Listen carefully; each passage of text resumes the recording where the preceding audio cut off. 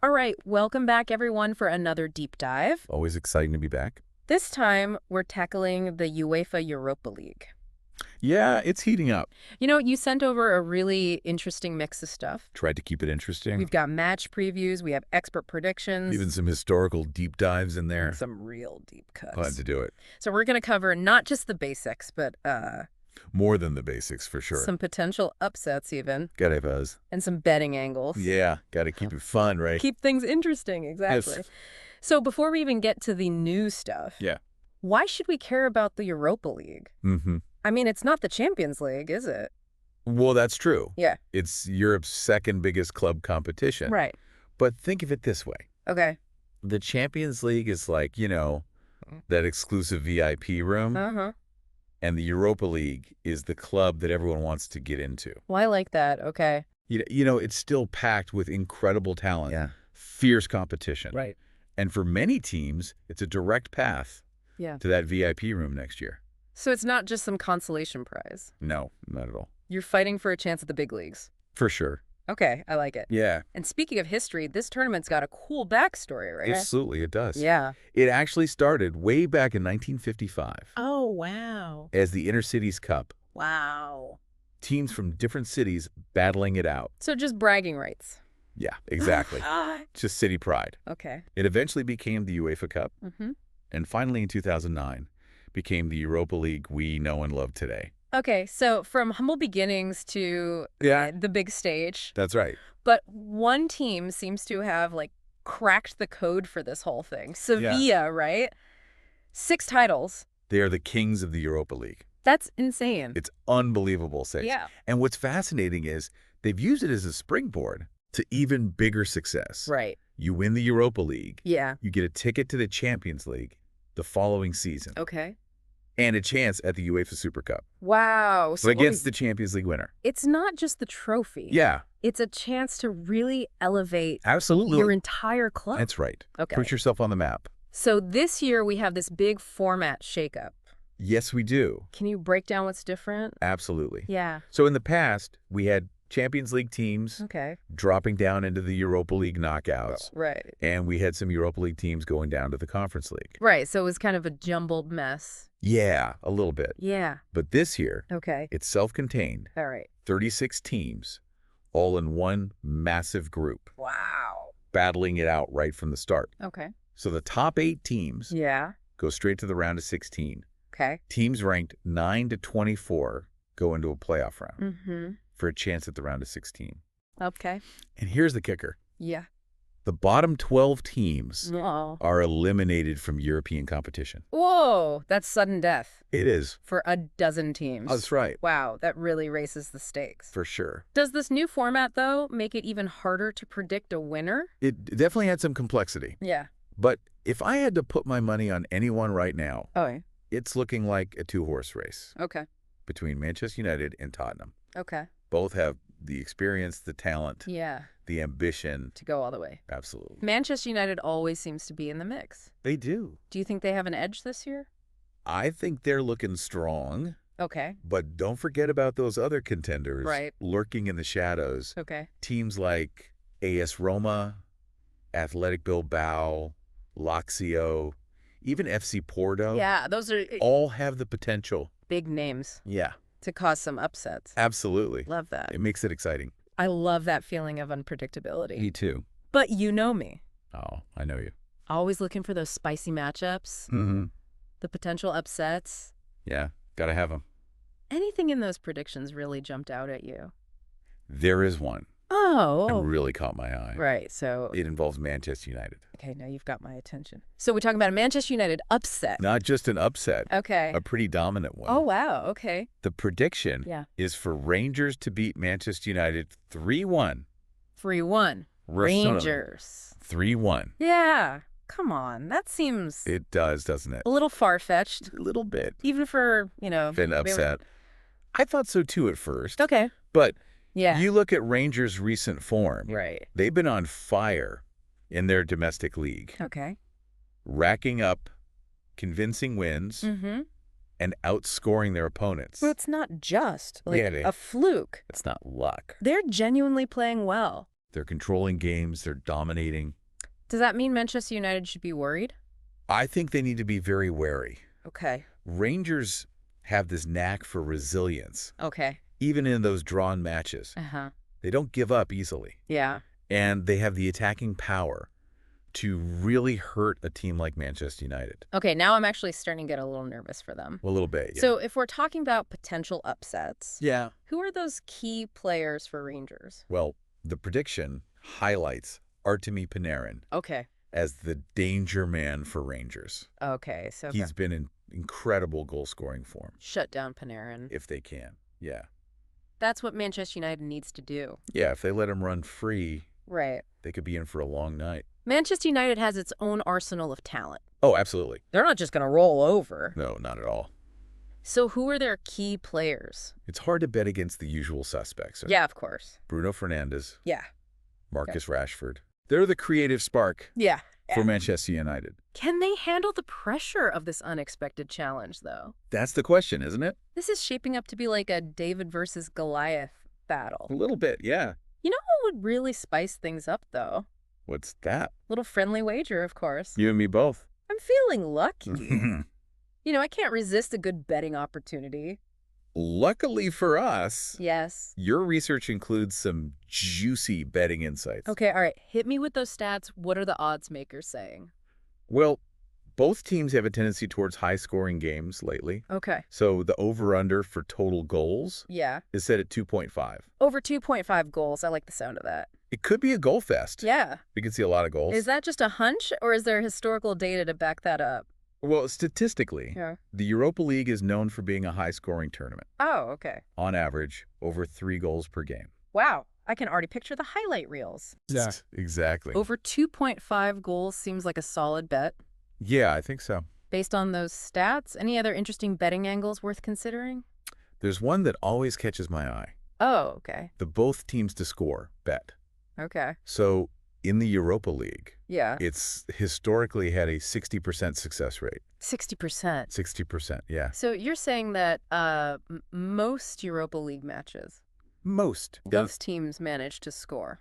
It makes sense when you think about it. Right. You have teams from all over Europe. Different styles, different levels. It creates a more dynamic environment. What about home field advantage? Oh, absolutely. Does that play a role? Statistically, yeah. Yeah. Home teams have a distinct advantage in the Europa League. Okay. If they win more often, they score more goals. In this Manchester United versus Rangers match, home advantage suggests a Manchester United win. It would seem so, yeah. But those predictions are leaning towards a Rangers upset. I know, it's a tough call. A tough one. But before we get lost in the specifics, let's zoom out a bit. Okay. What about the overall top scorer race? Well, there's a few names already generating buzz. Okay. Obviously, Marcus Rashford from Manchester United is always a threat. Right, yeah. His teammate, Rasmus Højlund, is also considered a strong contender. Right. But I wouldn't sleep on Alexandre Lacazette from Lyon. Okay. He's a proven goal scorer. Mix of familiar names and potential breakout stars. Absolutely. I'm excited to track those goal tallies as the season unfolds. Yeah, it'll be fun to watch. But, let's recap what we've learned so far. Yeah. You've got a good understanding of the Europa League's rich history. Going way back. We unpacked that new format. Yeah, that new format's a game changer. It's a whole new ball game. It is. We identified the favorites. Manchester United, Tottenham. But we also acknowledged that there are some hungry underdogs. Oh, they're out there. Ready to pounce? Absolutely. We even dug into that bold prediction. Rangers upsetting Manchester United. Yeah. Could happen. And we explored some intriguing betting insights. For sure. To keep things interesting. Gotta have that. But before we move on, I have a question for you. Okay. For our listener. Right. Given this new format, the single group stage, the talent across the board. Yeah. Do you think there's a real chance for an underdog to pull off a surprise win this year? Ooh, that's a great question. Could this be the year we see a new name etched on the trophy? I think to answer that question, yeah, we need to look at some historical upsets. Okay. Analyze the strengths and weaknesses of these underdogs. Right. Consider how this new format might actually create opportunities for these teams. Now that's a conversation I'm ready for. Yeah, we'll get into it. But for now, we'll leave you with that thought. Right. Could this be the year of the underdog in the Europa League? Think about it. We'll be back soon to dive deeper into that question and much more. Looking forward to it. We'll see you then. So we're diving into uncharted territory this year with the Europa League. Yeah, it's a whole new game. It really is. It begs the question. Yeah. Can an underdog really go all the way with this new format? It's a great question. I mean, we all secretly root for the underdog, right? Oh, for sure. Those Cinderella stories They're the best. what makes sports so captivating. That's right. But is it just a romantic notion, or are there historical examples of this happening? Absolutely. This tournament has a rich history of upsets and unlikely champions. Okay, give me an example. One that immediately comes to mind is Porto's victory back in 2003. Okay. There weren't exactly nobodies, Yeah. but they weren't considered favorites either. Right. They faced off against Celtic in the final, Okay. a team with a much larger fan base and a history of success in Europe. And they pulled it off. They did. It was an incredible match. Those are the moments that give you goosebumps. Oh, for sure. Yeah. A real nail-biter, went into extra time. But Porto managed to secure a 3-2 victory. I love it. And that win launched Jose Mourinho's career. Really? One of the most celebrated football managers of all time. Wow. Got his start with an underdog triumph in the UEFA Cup. That's wild. It is. It's pretty cool. So even back then, underdogs had a chance. Does this new format make it more or less likely That's the million-dollar question. to see a surprise champion? Yeah, it's really hard to say for sure. Right. I think it adds a new layer of intrigue. Okay. On one hand, having all 36 teams in one massive group creates a more chaotic environment. Right. There are more matches, more potential for upsets. I love that. It's harder for those big clubs to just coast. No more hiding. Exactly. Every match matters. Right from the get-go. Okay. And that can be both a blessing and a curse for underdogs. How so? Well, they have more opportunities to prove themselves. Against top-tier competition? Exactly. Yeah. But they also can't afford any slip-ups. So it's high risk, high reward. Very much so. I'm already on the edge of my seat. Good. Let's get down to brass tacks. Right. Which teams do you see as potential surprise packages? Okay, so based on early season form and admittedly a bit of gut feeling, Okay. I'd say keep an eye on Deisam. Oh, nice. Okay. They're a French side with a really solid squad Okay. and a manager who knows how to get the best out of his players. I'll add them to my watch list for sure. Yeah. Any other dark horses you're watching? Frankfurt's another one. Okay. Although they're a bit more established in European football, they've got a history of exceeding expectations in this competition. Okay. And we can't forget about Bodo Glimt. Bodo Glimt. Didn't they pull off some crazy upsets in the Champions League recently? They did, yeah. Wow. They have this fearless attacking style that can really rattle even the best defenses. So they're not afraid of the big stage? Not at all. Okay, so we've got Nice, Frankfurt, the giant-slaying Bodo Glimt. 3 to watch. Underdogs with potential. Yeah. What makes them so dangerous? Well, each team has its own unique strengths. Okay. Nice, for example. Yeah. Have a remarkably well-organized defense. Okay. They're tough to break down, and they're lethal on the counterattack. That classic underdog strategy. It is, isn't it? Disciplined at the back, waiting for that moment to strike. Exactly. Okay. Frankfurt, on the other hand, Yeah. is more of an attacking threat. Okay. They have a fluid front line that can score goals from all angles. So a bit more swashbuckling? Yeah, a little bit. Taking the fight to their opponents and Bodo Glimt. They're the wild card. Okay. Their strength lies in their unpredictability. Right. High tempo, aggressive pressing, Yeah. not afraid to take risks. So they're the team that can throw a wrench into anyone's plans. Exactly. You never know what they're going to throw at you. That's what makes the Europa League so exciting. It's not just about the big names. It's about the possibility of surprises. The chance for a team to come out of nowhere, make history. Love it. And this new format just amplifies that. Yeah, for sure. But let's flip the script for a moment. Okay. We talked about underdog strengths. But what about the giants, the favorites? Yeah. Do they have weaknesses? Oh, there are always weaknesses. That these smaller teams can exploit? Even in the most formidable teams. Okay. Manchester United, for instance, Yeah. can be vulnerable defensively. Okay. If they get caught out of position, Right. they tend to overcommit in attack, which can leave them exposed at the back. So a team like Nice could really punish them. Oh, for sure. For that. If they can capitalize on those mistakes. Or what about Tottenham? Tottenham. can struggle against teams that press them high. Okay. They get flustered, make mistakes. Give the ball away in dangerous areas. Absolutely. Sounds like Bodo Glimt could be a nightmare for Tottenham. It could be a very difficult match for them. So it's not just wishful thinking. No. These underdogs have legitimate reasons. They do. To believe they can pull off some upsets. Yeah, they have the tools. Okay, we've explored the history of upsets. We've looked at some strengths and weaknesses. But there's one final piece of the puzzle. Okay. The psychological aspect. Ah, yes. The mind games, the pressure, the belief. The mental game is just as important. These intangible factors can make or break a team. Couldn't agree more. How do you think these factors will come into play this season? Well, particularly for those underdog teams. Yeah, it's about more than just hoping for a miracle. Right. First and foremost. Yeah. They need to have unshakable self-belief. Okay. They need to look across the pitch at teams like Manchester United and Tottenham. Right. And not see giants. Yeah. But simply opponents they can beat. Easier said than done. Oh, absolutely. Especially when you're facing world-class players. Right. How do you even shift that mindset? It's a challenge. Yeah.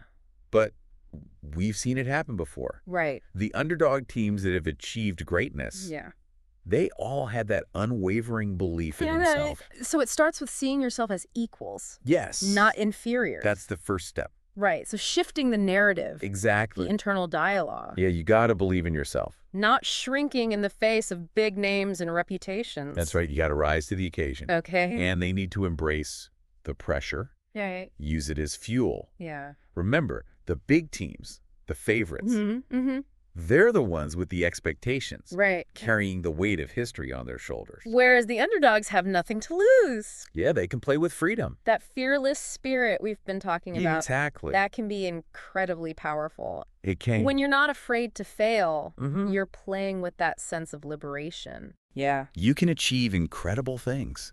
Who knows? Maybe this new format will foster that underdog mentality. It's possible. Yeah. Maybe it'll create an environment Yeah. where surprises are not just possible. What expected? Almost expected. That's an exciting thought. It is. The Europa League, a tournament where the underdogs rule. Yeah, where the impossible becomes possible. Okay, I'm getting swept up in the underdog dream here. I can tell. But let's bring it back to reality for a moment. Right.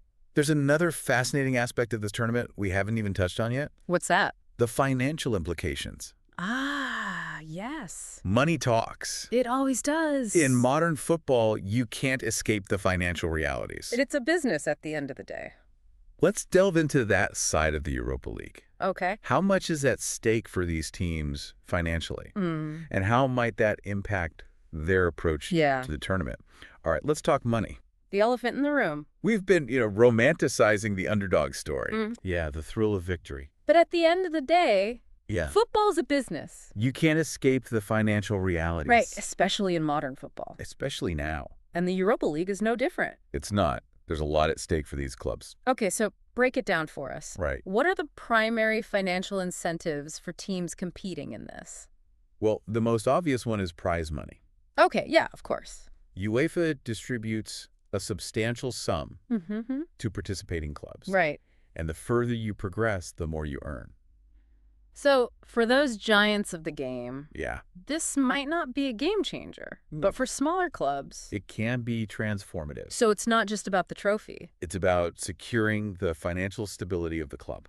Yeah, investing in its future. Exactly. Improving facilities, attracting new talent, Balancing the books. all of that. For some clubs, it's a lifeline. That's a perspective I hadn't really considered, but Yeah. beyond prize money, are there other financial benefits to competing in the Europa League? Absolutely. Television rights are a significant revenue stream. Okay. The more matches a team plays, Yeah. the more exposure they get, Yeah. more attractive they become to broadcasters. So even if a team doesn't win, Yeah. just being there, competing, It can have long-term financial benefits. right, it raises their profile. It does. Boosts their brand. For sure. It can open up new revenue streams. Absolutely. And then there's the impact on player valuations. Oh, yeah. Strong showing in the Europa League can really boost. Increases a player's market value. It's like the stock market for footballers. A little bit. Yeah. Their value goes up based on performance. Scouts from bigger clubs start taking notice. Right. Transfer fees start to climb. So for a smaller club, Yeah. developing a player, showcasing them in the Europa League. Can be a really shrewd financial move. So we've got Prize money, TV rights, player valuations. All potentially significant financial incentives. How does this influence the way these teams approach the tournament tactically? It's a great question. Does it change their strategy? I think we'll see a variety of approaches depending on, each club's ambitions, financial situation. So let's play out some scenarios. Okay. What might a smaller club with limited resources do? Well, they might prioritize financial stability over a risky, all-out pursuit of the trophy. Right. They might be more inclined to field a weaker team in the early stages, Focusing their energy on their domestic league. where more consistent revenue is at stake. Exactly. So playing the long game, balancing ambition with financial prudence. You're not going to gamble their whole season on a deep Europa League run. Well, if it jeopardizes their financial stability. Makes sense. Makes sense. What about those big clubs? Yeah. Deep pockets, sky-high expectations. For them, how do they approach this? They might see it as a path back to the Champions League. Right. It's not just about winning the trophy. Yeah. It's about securing qualification for the next season. Where the real money is. Exactly. So the stakes are different. Yes. Stepping stone to a bigger stage. A bigger payday. And that's going to influence their team selection, their tactics, their transfer market activity. They're building a squad to compete on multiple fronts. That's right. Balancing domestic and European ambitions. It's a fascinating puzzle. It is. All these financial considerations intertwined with sporting aspirations. And that's part of what makes the Europa League so compelling. Absolutely. It's a melting pot of ambitions, resources, dreams. I love it. Okay. We've explored the financial side, the motivations, the potential impact. For sure. But before we wrap up, I have to circle back to our original question. Okay. After everything we've discussed, do you truly believe an underdog can win the Europa League this season? And that's not just for the sake of a good story. No, I genuinely believe it's possible. We've seen it before. We have. This new format creates even more opportunities for surprises. And the financial realities might force some bigger clubs to prioritize other competitions. Creates the perfect conditions for an underdog story to unfold. This could be the year. It's exciting, isn't it? Very much so. Speaks to the heart of what makes this sport so captivating. Absolutely. Anything is possible. The Europa League is where dreams can be realized. Underdogs can become legends. It happens. On that note, I think we've reached the end. I think so. Of our deep dive. It's been a good one. Into the UEFA Europa League. We covered a lot of ground. We've equipped you with the knowledge, the insights, inspiration, hopefully, to follow this season. With a newfound appreciation for the underdog. The possibility of the unexpected. Who knows? Maybe we'll be back in a few months. To celebrate a team that nobody saw coming. Until then, happy watching.